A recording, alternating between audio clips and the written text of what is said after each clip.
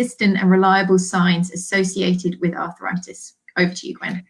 That's a really interesting question, because I would say the key there, consistent and reliable. There aren't many, to be honest, to be consistent.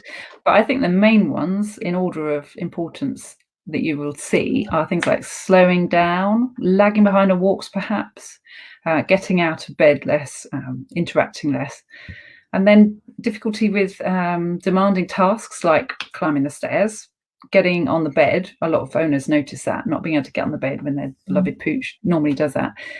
And then people might start to see what we see as muscle wasting, but you see as body shape change, skinny bottoms, big beefy shoulders, and then stiffness, especially after long periods of rest, lying in bed for a long period of time, or excessively heavy exercise perhaps.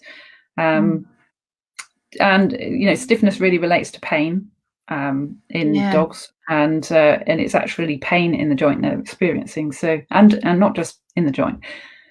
I think you can even start to see changes in personality. They don't want to play so much. They don't want you to touch them or groom them. And I think everyone thinks that. So when people are waiting for their dog to limp, because that's what people think, don't they, with joint pain, therefore the obvious sign must be that they must limp. Does that happen? Yeah, and I was about to say that. I think everyone thinks that the dog's going to limp if it's painful, but if that dog's got pain in both its front legs or both its back legs, it might not be limping, it might just be walking a bit strangely, or running a bit strangely. And sometimes dogs have arthritis in several joints, so they don't know which leg to limp on. And I wouldn't say that was a reliable, consistent sign, to be honest. And then, when you get into the advanced stages, you start to see swelling. Sometimes you can see visible swelling in the joints and tenderness. They don't like having their feet touched anymore, as an example. So I think those would be the main things. Bit of a delay. I think one thing that a lot of people will be able to relate to is the dog that develops the big mane and the big front, and they have that, as you say, skinny back end. And if you look at your dog and took a photo now and compared it to when they were younger and look at those body shape changes, they can be really quite pronounced, can't they? Yeah. It's something I see a lot, but I don't think I used to notice it, even as a vet.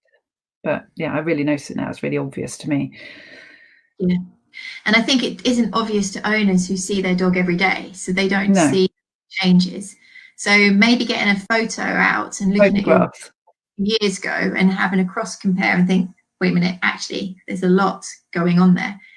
But I definitely think over my time learning, I've been surprised at how subtle the signs can be. Because when people pain, when they think pain, they think it's going to be really painful, but actually quite subtle the way that they show us. So next question then, please. Why are these signs often overlooked, ignored, or not even acted upon? Oh, yeah.